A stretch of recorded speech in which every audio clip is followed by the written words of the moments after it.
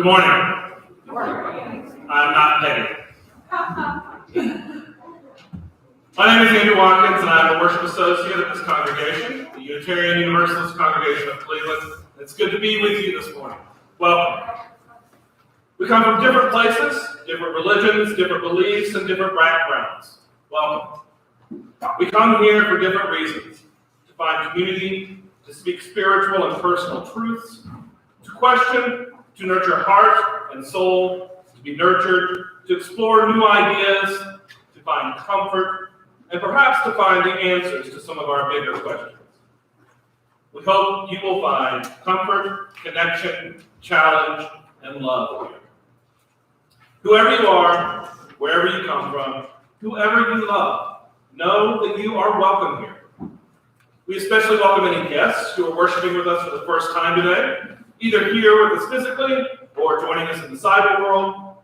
If you are interested in more information on who we are, we invite you to fill out one of the guest cards in the pew rack in front of you. You can place that card in the offering plate when it comes around later in the service, and we'll be able to reach out to you and answer any questions you might have about our congregation. If you're watching from an internet platform, you can go to our website, uucleveland.org. Now, time for a little housekeeping. On the back of your order of service is a QR code. It will take you to our contact tracing form. Please take a moment before you leave today to fill out the form. It's very simple. It takes only a few minutes, and you can access it via the bit.ly link on your computer when you get home, if you prefer. So we're about to enter a sacred space. Please take a moment to make sure your phones are on silence, or any other electronics that beep that are, make sure they're quiet as well. Now for a quick stewardship announcement.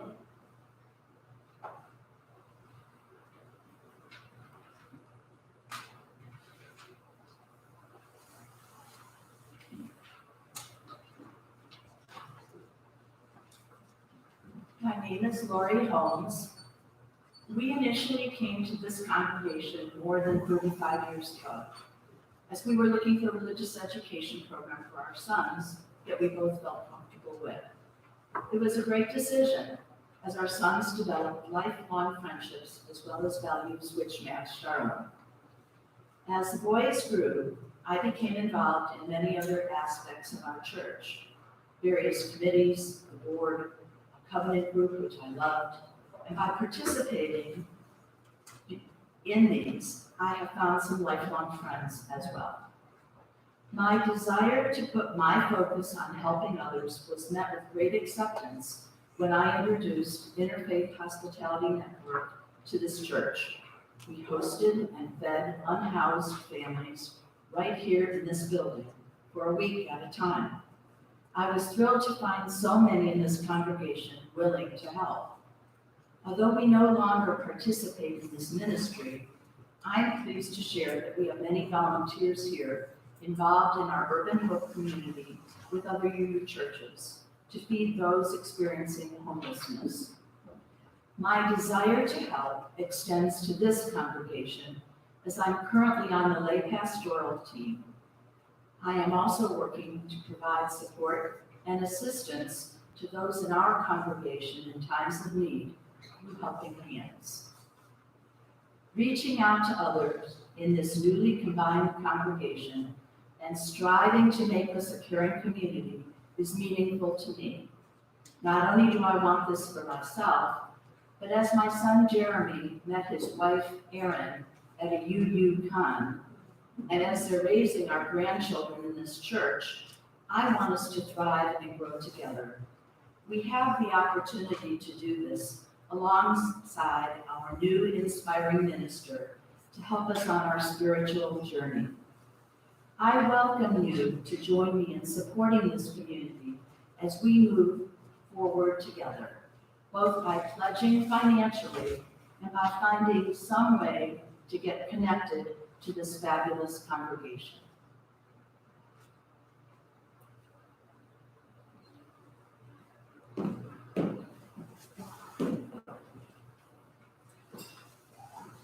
As we light our chalice, I ask that you join with me in reading our words of chalice lighting on the yellow cue card there. Love is the spirit of this congregation, and service is its law.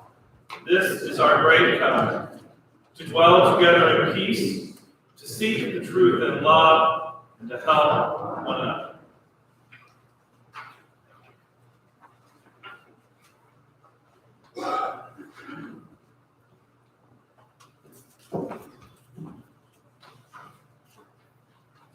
Good morning. It's nice to see everyone this morning.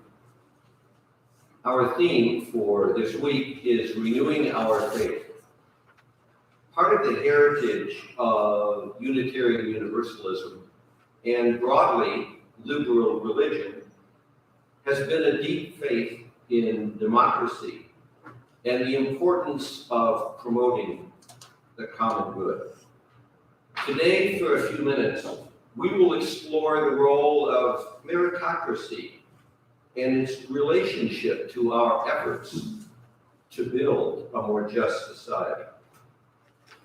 Every person's philosopher, or at least my philosopher, Nubs the barber, put it this way while cutting my hair. Hey kid, listen up for once in your life, will you? Schooling can be the road to enlightenment if you let it. Use it not to judge others, but to lift them up. That'll be $1, please. Thank you. There's the door. Use it. On that eloquent note, let us rise, if we wish, and greet one another.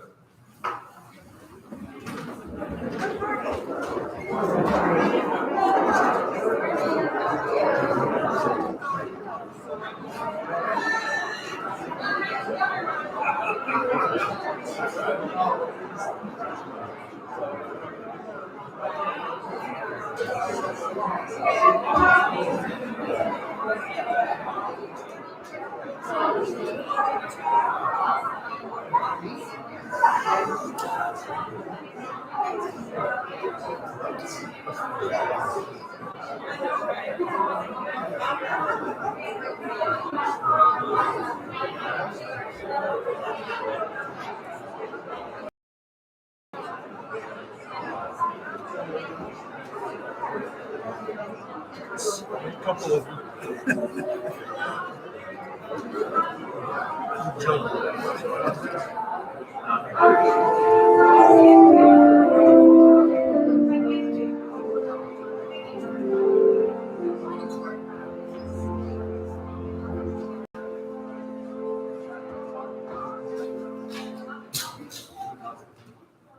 We are starting with, here we have gathered. number 360 in your blue hymnal.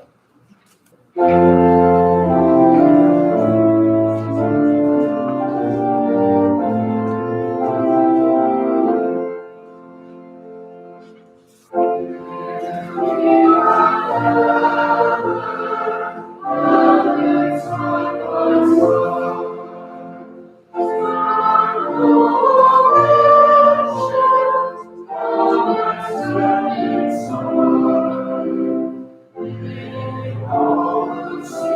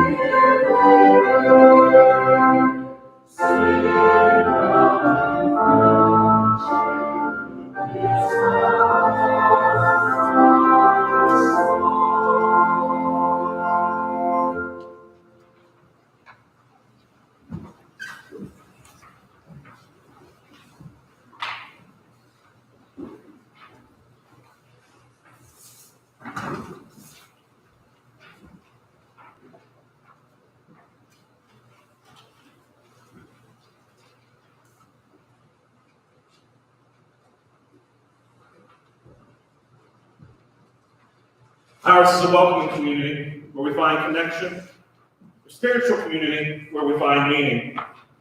Ours is a sharing community where our joys are amplified, a caring community where our sorrows are lessened. We take this moment in our service to reflect on our joys and sorrows and acknowledge the mutual support of our community. There's a book that's kept in the hallways. You come into the sanctuary. Please feel free to take a moment before the service begins each Sunday to write anything you would like to share with the congregation. So Linda Coulter's mother had a stroke and is in the hospital on comfort care. We hold Linda and her family in our hearts during this time.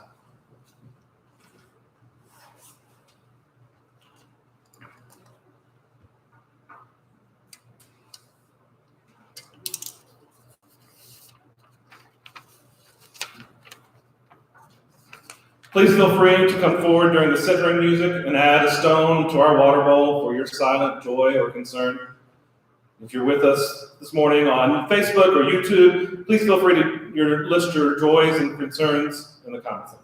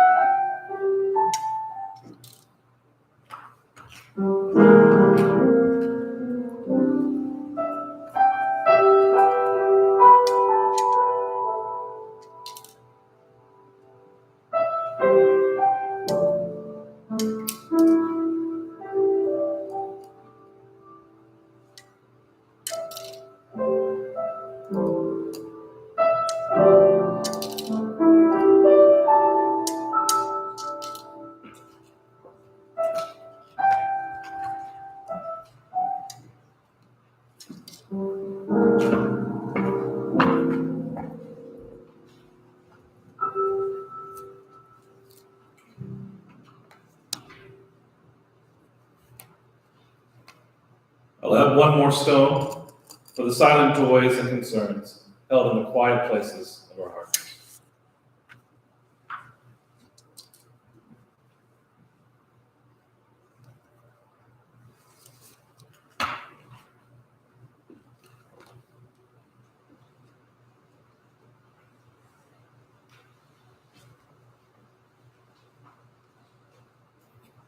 Well, good morning. Good morning. I feel very thankful that today is daylight savings time. So I'm going to talk a little bit, very vulnerably about my own feelings here. So I'm glad I get to get it out in front of a smaller group than would otherwise be. We're talking about meritocracy this week, and Mark really put this big topic in front of us. And I was thinking about my own experiences with this, especially in the world of learning and education. And the thing that struck me, or the moment that this sort of became real for me this last year, was weirdly during the presidential campaign back in before things settled in the fall. Have you ever had the situation where like something comes up in some other sphere?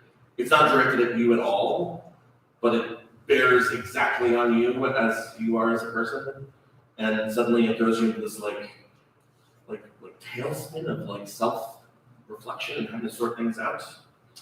A little bit like if you were like working somewhere and somebody came up to the person sitting next to you and they said, "That's the most horrible outfit I've ever seen," but it turns out to be like a uniform and you're both wearing it. It wasn't directed at me, but I feel that attack. So even though this doesn't usually happen, here I was, watching the news or wherever it was, and political commentator Ben Shapiro aimed tweets at Jill Biden, the wife of Joe Biden, who has a doctorate in education. And Ben Shapiro said, if you're at a dinner and somebody introduces himself as Dr. Smith, you'd be very upset to learn that he had a doctorate in musicology if you were to suffer a stroke at the table. Furthermore, to compare a doctorate in education, or law for that matter, to a medical degree is the height of absurdity. Having watched my life to the latter, it simply isn't comparable. Now, my degree is not in musicology, but it is in a degree that some people would find ridiculous. Religious studies and theology is not, a big moneymaker or a big part of the cultural scene. But it still is there, this insult being lobbed at this poor woman, and here I am going, I feel like that lands on me too. And it's the thing you don't necessarily think about. I mean, this is just a thing that happens. You go to school, you spend more time there than you thought you necessarily would when you started, and then you end up with these letters, they go after your name, use them professionally. I thought about my use of it here at the church, and I thought back to the fact that I think my first week here, Aaron Justice came around and said, "How do you want me to refer to you in our church stuff?" And I was like, she was like, "Dr. Ferguson." I was like, okay. So this wasn't necessarily an issue I had thought about or cared about, and yet the implications of Shapiro's comments, they're directed deeply at anyone who cares to spend any time learning, to spend any time discovering, continuing on with these concerns. Weirdly, though, as I felt that comment and processed that comment, I realized how intractable and how trapping the whole logic, this whole idea sort of is. Because the first implication of Shapiro's comment is that this title is about elitism, right? Like, did I just go to school so that I could have these letters after my name that's supposed to distinguish me in some way in the world? And let me be the first to say that if I went to school so that I could have letters after my name, those letters should be I.S. space A.N. space I.D.I.O.T. Because it's the dumbest reason to go to school. The second implication of Shapiro's comment, though, is about legitimacy and the idea that, some people aren't really a doctor. Which you wouldn't think about it, but it actually puts you in this weird trap that you're now a contradiction in terms. On the one hand, you're being too elitist by claiming these things. But on the other hand, you're also not worthy of the elitism that's there for you. It's wait, what? that was where I sort of got into this brain trip of the tailspin, where I was trying to sort out all these things and sort of realizing that just by even caring at all about this comment, I've been snared, I've been trapped. I've been trapped by this thing that is there in our culture all over the place, but especially in education. This old lie that who we are and what we're worth isn't about what we've done, but about how we measure up to other people. It's about difference and distinction, not about just what you've done. In a little bit, Mark Weber, of course, is going to talk about this lie in greater depth. This idea of the meritocracy, where some people have earned the privilege to be above one another, and that we're all on these sort of ladders of success, and our place on them is exclusively about what we learn, what we earn. That's the logic Ben Shapiro is using in his comment about Jill Biden, that she didn't earn to be called a doctor. That's the trap I fell into. Granting the stupid premise that anything could matter other than the actual learning, the actual formation, the actual life-changing stuff that happens when you open your mind to explore something unfamiliar. I know most of us in this room have experienced some version of this, and probably through our entire lives. In fact, this might be your primary experience of any school you've ever done. I think of it especially for our high schoolers. Whenever I'm talking with you all about what you're dealing with, I always think about how school is so often refracted through, what's your class rank? What'd you get on the SATs? What college did you get into? Did you graduate at this level or at this time? Did you ever go to grad school? These questions, they mount and they mount and they mount. And for us as UUs, these are lies that we have to confront if we really want to create that world of justice and truthfulness. In fact, I would wager that, even if we don't quite always think of it this way, if we really wish to change our world in a fundamental way, for the better, this is one of the anchor points, one of the most important ways that the world becomes unjust. Every effort we make to resist the logic of that Ben Shapiro quote, to resist the questions that he asked, and to refocus instead on the life-giving, elemental, and real experience of learning. That is a radical protest. That is a protest against the idea of the meritocracy. Every time we can undo the forced connection between learning and wages, or learning and social class, every time we can remind the world about the perspective transforming way that being a learner changes your perspective of the world, we push back against this tremendous lie. It's a hard and nebulous thing to confront, but it is work that is in front of us. And today is a day that we can reflect on exactly all the ways that factors into our world.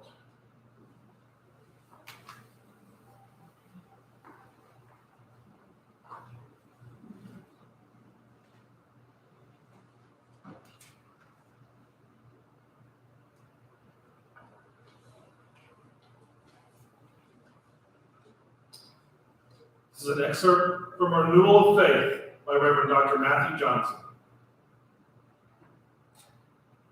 I've been feeling like dried cardboard that has lain in the attic for years. Just open wide the door and I'll be dust.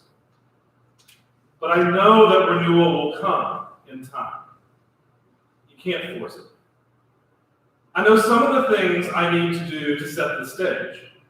Reaching out to friends is one of them. Singing, that's essential. I need to take Sabbaths. It's really important to have that quiet Sabbath time because in the midst of a complicated life, when time is running down and urging us on, we need to put away our phones and lie on the hammock and let Sabbath time renew us. We need to get out into nature and let water, sky, and earth renew us for the journey. And I need to pray, to express my yearning in the language of poetry and metaphor. In time, renewal of the spirit, renewal of faith will come. It was this kind of thing that we Unitarian Universalists began to talk about as part of the conversation about the language of reverence, our yearning and our experiences of renewal. We yearn we seek, we long to be connected and renewed and inspired. And it's right here. The holy isn't gone from the world, it's everywhere. Miracles happen every moment if we open our hearts and minds. Our friends, music, Sabbath time, nature, poetry. These things are each a sacrament, a sign of the holy in the world. In the beloved words of UU musician Peter Mayer, everything is holy now. I know there are moments that don't feel like that. And suffering, pain, and injustice are real. But even in these hard places, there's holiness. There's compassion and solidarity and mercy and truth.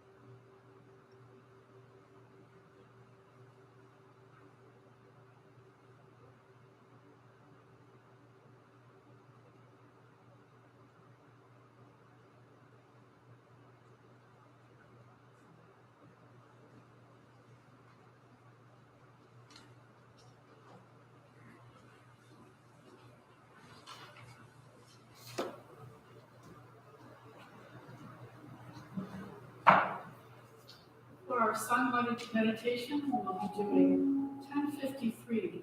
How could anyone? In your teal book, but also in the words.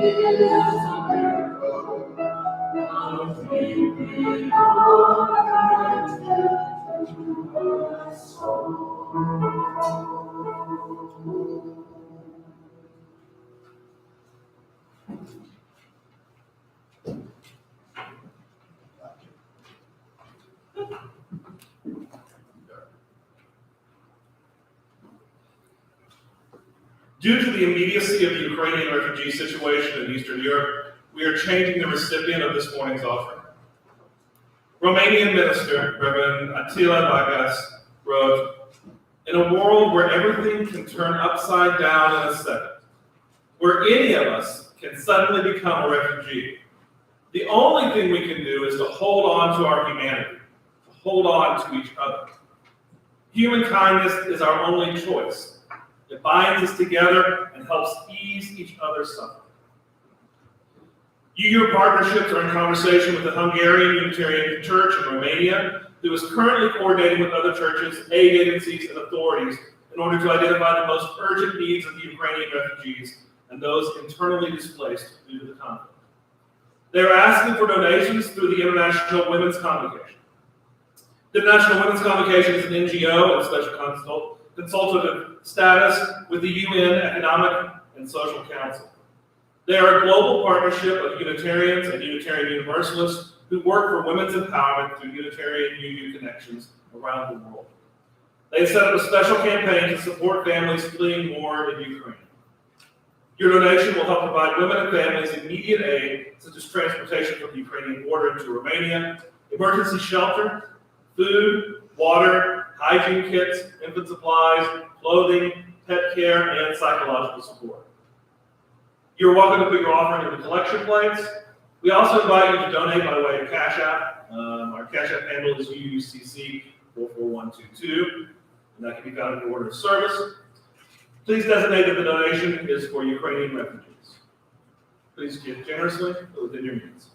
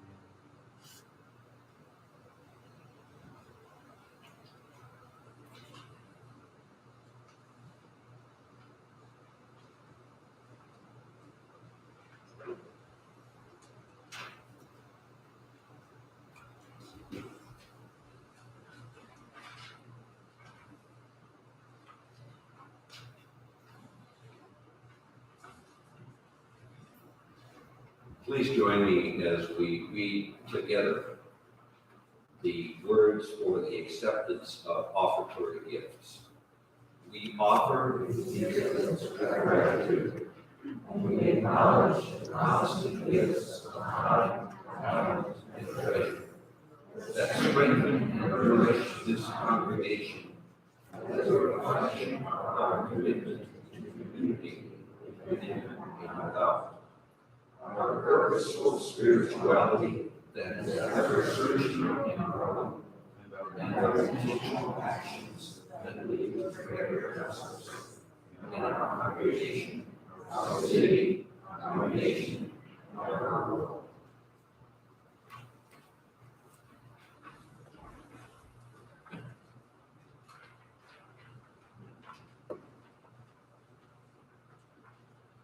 Renewing Faith Eternal by Reverend Dr. Rebecca A. Savage. Spirit of life, beloved of our hearts, receive our prayer. Holy One, at times our spirits are like dry bones, devoid of moisture, cracked and brittle, weary with life. At times we feel absent and apart from the rest of the world. We feel cast adrift. People are around us, continuing on, and seem to have everything figured out. Spirit of life, nourish our spirits with your cascading love. Remind us that we are held in the sacred, interdependent web of all creation. Remind us that the spark of the divine is within us and radiates out from us, giving life the shape of justice.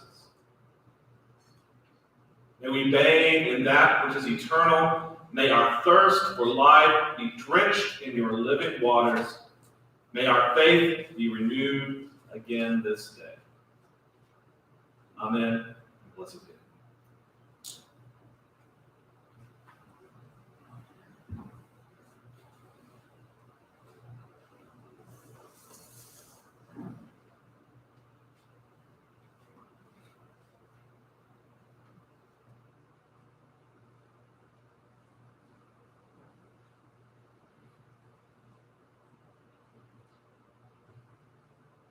For my remarks this morning, I'd like to focus a bit on the tyranny of merit and what it means for our efforts to renew our faith. It was May 21st, 1964, my 18th birthday, in Lancaster, Wisconsin. Population 3,703, including cats, dogs, and canaries. So, as I always do, right, I go into Nubs' barber shop to get a trim, and I'm always overwhelmed by the cigarette smoke that emanates from the barber shop as soon as one opens the door. However, this time, Nubs and his customers were involved in what I consider to be a subject of critical importance, and that is a discussion of my hero, Henry Aaron, and the persistent rumors that the Milwaukee Braves would somehow move to Atlanta. Henry Aaron was one of baseball's greatest players. He grew up in the segregated South. As a young boy, Hank would watch as his father was forced to surrender his place in line to any white person who entered the general store. When Jackie Robinson broke baseball's color line in 1947, Hank Aaron was 13 years old, and he wondered that perhaps one day he could be like Jackie Robinson. However, Hank's family was so poor, they couldn't afford a baseball or a bat. So using a stick, he would practice hitting bottle caps pitched to him by his older brother. And of course, we all know that Henry Aaron went on to break Babe Ruth's career home run record. In his biography of Aaron, The Last Hero, sports writer Howard Bryant makes the following poignant observations, and I quote, "Hitting a baseball, it could be argued, represented the first meritocracy in Henry's life," end of quote.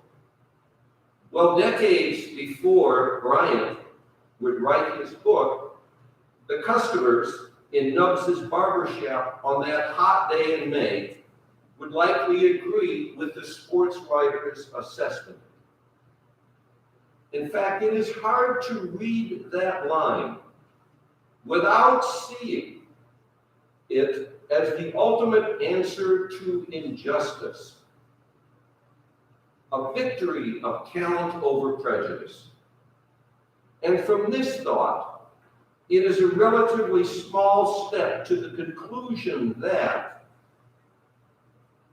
a just society is a meritocracy, one in which every person can rise as far as their talent and their hard work would take them. In the classroom and on the hustings, various leading citizens echoed this Horatio Alger-like sentiment. However, as one might expect, Nubs disagreed. "Look, Weber," he said while cutting my hair, Don't you think the real lesson of Hank Aaron's stardom is not that he pulled himself up by his bootstraps, but rather that he had to hit home runs in order to escape the prejudice and the poverty of his youth? That question posed to me by Nubbs was unanswered by me at the time, as most of Nubbs' questions to me were, but this question would plague me and occupy my thoughts far into my adulthood. One of the people who influenced me as a young adult was R.H. Tawny, the British socialist economist.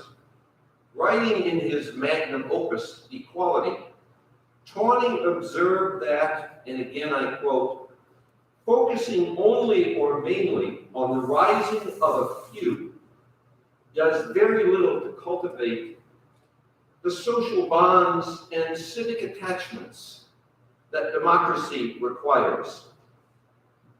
He writes, even a society more successful than ours at providing upward mobility would need to find ways to enable those who do not rise to instead flourish in place, and to see themselves as part of a common project. Our dramatic failure to do so makes life hard for those who lack the credentials and makes them doubt that they even belong at all. End of quote. Well, the consequences of this failure have already been visited upon us, as we know. In the 2016 presidential election, many of those who didn't feel that they belonged helped elect Donald Trump. But how will Unitarian Universalists meet the challenge of the sort of meritocracy mindset that is so pervasive in the United States today? How will we broaden and make more inclusive the often advertised but seldom implemented American democratic promise? Well, first, perhaps we should acknowledge that in our history, some Unitarians and representatives of our faith have not always been hospitable. In 1857, abolitionist and Unitarian minister Theodore Parker, in speaking to a gathering of workers in Chicago, urged them, and again, these are Reverend Parker's words, rise as individuals to the heights of society, but not to depend on unions which would only keep them as lowly workers. End of quote. In other words, workers should choose Horatio Alger over Samuel Gomes. Today, I think we should make a different choice than Reverend Parker did more than 100 years ago. We must recognize that the labor movement earlier in our history was based upon the sad but honest realization that most workers and their families would not rise up the social ladder. Most workers would remain workers. And leaders like Gompers said that there is dignity in all work if it can be shown to improve the common good. And as religious liberals, we must assert that the beloved community, or in fact, any just society, cannot be built on the promise of escape to a higher social class. What we must fight for is a world in which people feel part of a larger whole, and in which all work is seen as having dignity. and social benefit.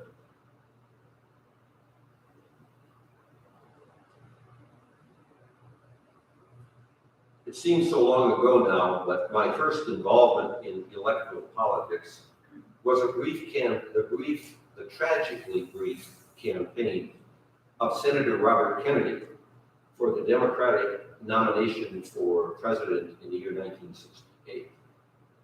Shortly before his assassination, Senator Kennedy spoke the following words, and as I quote, "The pain of unemployment is not simply that jobless workers lack an income, but also that they are deprived of the opportunity to contribute to the common good. Unemployment means having nothing to do, which means having nothing to do with the rest of us." End of quote. You know, sometimes I think Kennedy saw something that today's liberals, whether religious or political, seem to miss. Traditional liberalism offered working families what we would call distributive justice: better health care, better schools, fairer taxes, and so forth. However, we tend to ignore the idea of contributive justice. What is contributive justice, you might ask? Well, it's the opportunity to win social recognition and esteem that go along with producing what people not only need, but value and value highly. It is being seen and recognized as contributing to the national well-being through what you produce. Perhaps some of you remember, between 1977 and 1981, all of the steel mills in Youngstown and the surrounding Mahoning Valley closed. Competition from foreign steel, supposedly, and the refusal of the steel companies to invest in the modernization of these older plants, these older mills, meant that these mills would have to be shut down. And they were. But so now workers who months ago prided themselves on making the steel that powered American industry now make nothing at all. The mills were silent. The Youngstown area lost almost 40,000 jobs, both in the mills and in the businesses that were dependent upon the mills. 400 satellite businesses closed, and the area lost $414 million in personal income. School revenues dropped from 33% to 75%, depending on the school district, and the area's population dropped by 38%. The workers' response to the closing of the mills was to advocate for, champion, the opening of a community-owned steel mill in the largest of the closed mills, the Campbell Works. However, when workers and community activists proposed this to the Carter administration, the proposal was blocked by President Carter's Attorney General, Griffin Bell.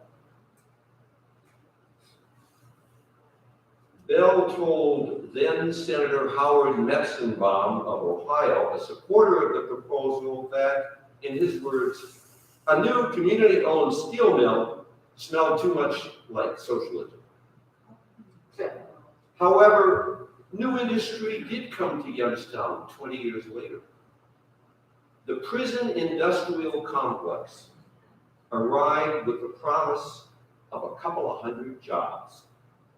2 prisons were built, one private prison and one prison owned by the state. Longtime activist Stalker told me about former unemployed steelworkers who got jobs in the prisons as guards. And as guards, they were confronted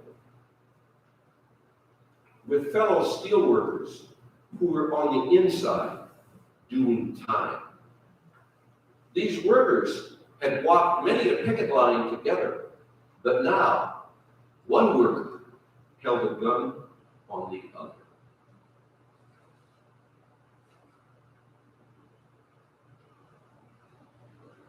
In a meritocracy, some people end up on top and some people at the bottom. And from the 1930s to about the 1980s,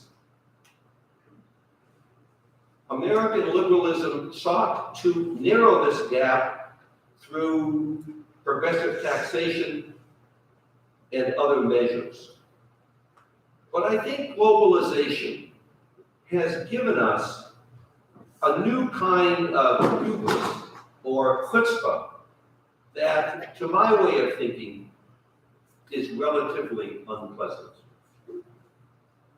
Let us listen to former Obama economic advisor, Larry Summers, and I quote, "One of the challenges in our society," Summers said, "is that the truth is a great disequalizer. The reason inequality has increased so much is that people are now being treated in ways closer to that in which they're supposed to be treated." Oh, really? Is this what has become of progressive thought and policy making? In other words, the poor are poor because they deserve to be poor. Liberal religion can and must do better than this. In a free market society like ours, we worship equality of opportunity. However, the idea of equality of results makes many of us, perhaps most of us, uncomfortable. It is seen in a meritocracy, the job of education is an impossible one. We expect the schools to do all the heavy lifting in order to address this yawning gap in income. And this is, of course, what education cannot do.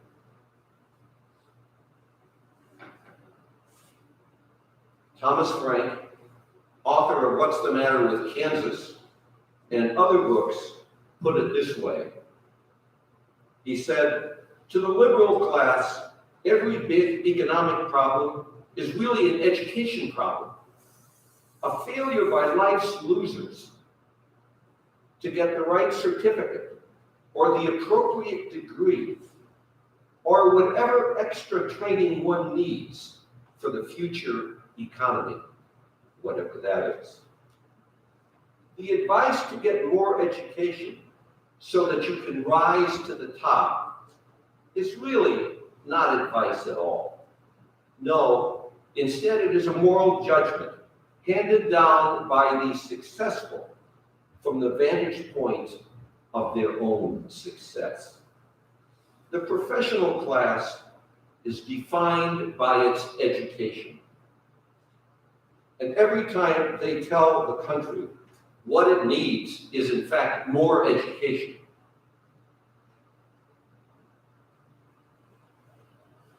They are actually saying inequality is not a failure of the system.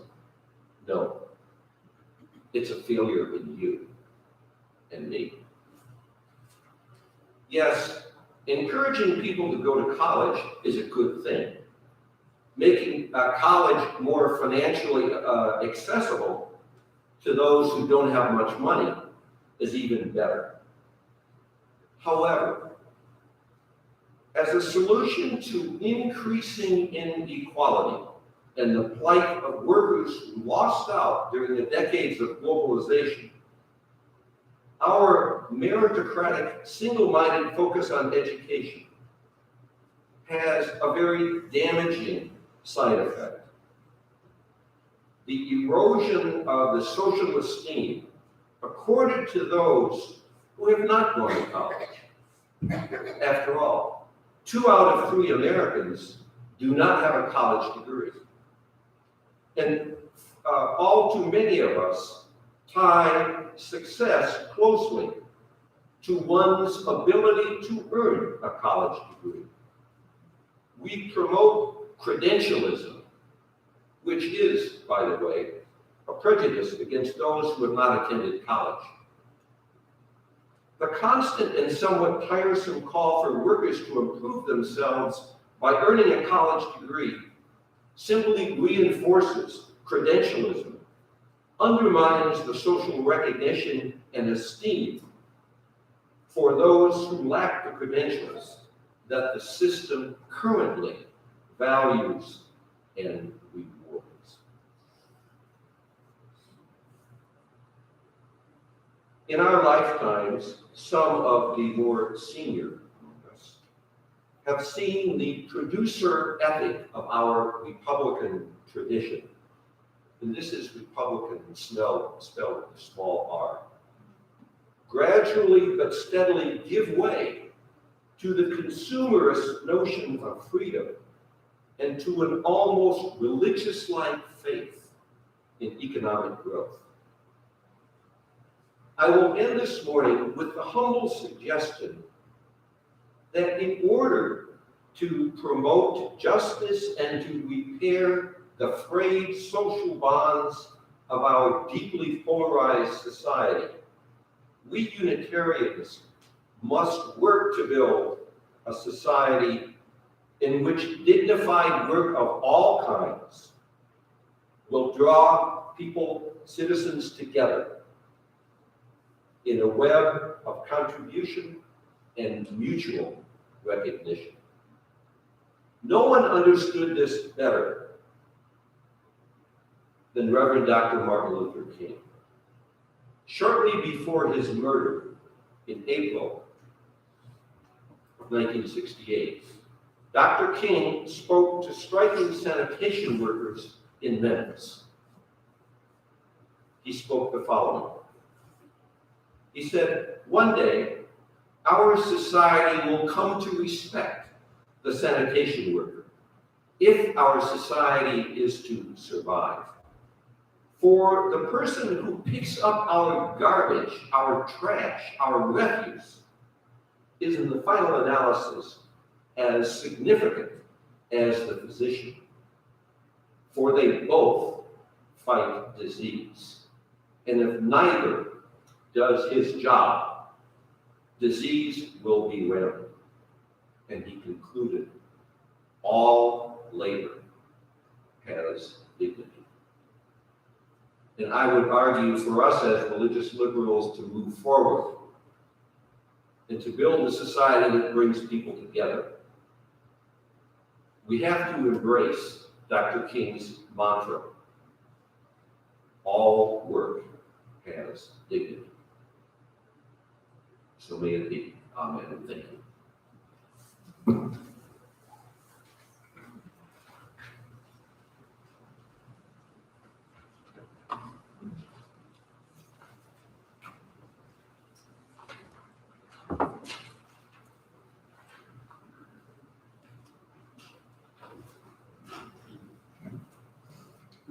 Our closing hymn is hymn 131, Love Will Guide Us.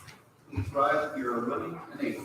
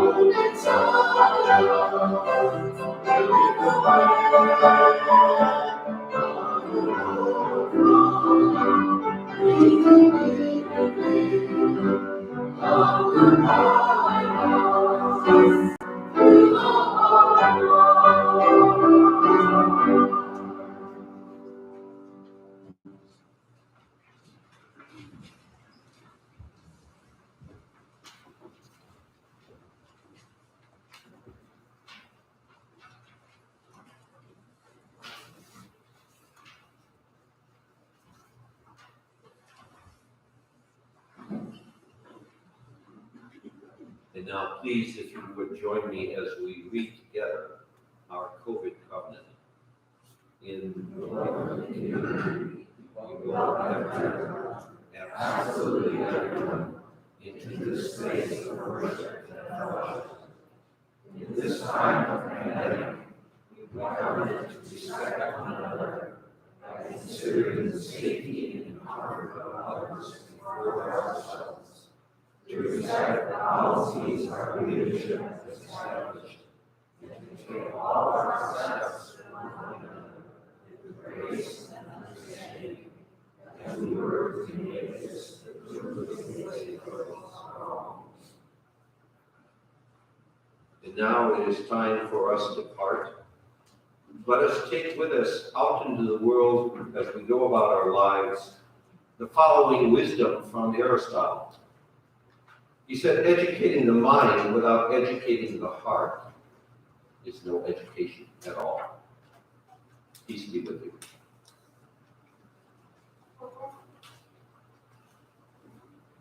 Please join me as we read our words of chalice extinguishing. To extinguish this flame, adopt the light of truth, the warmth of community, or the fire of commitment. These we carry in our hearts till we are together again.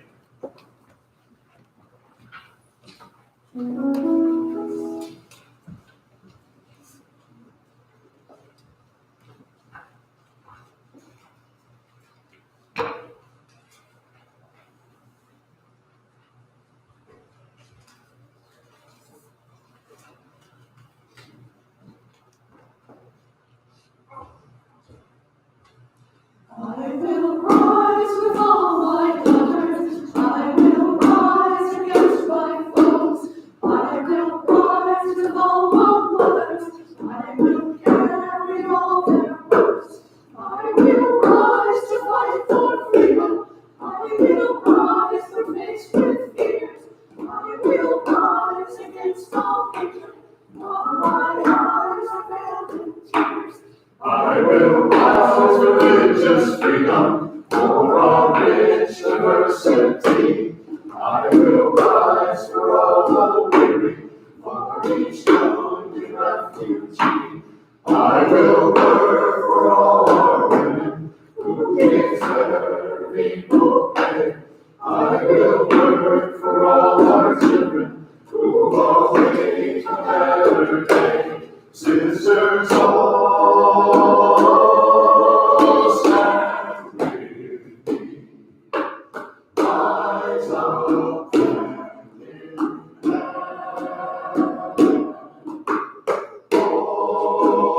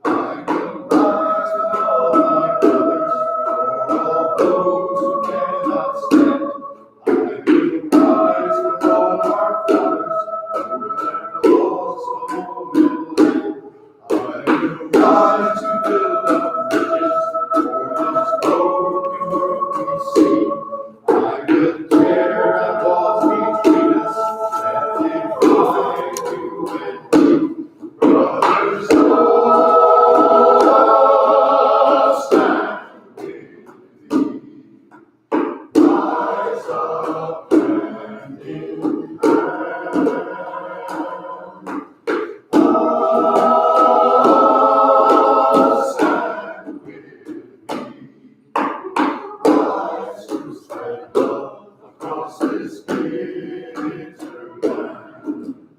Oh, stand with me. Rise up and in prayer. Oh, stand with me.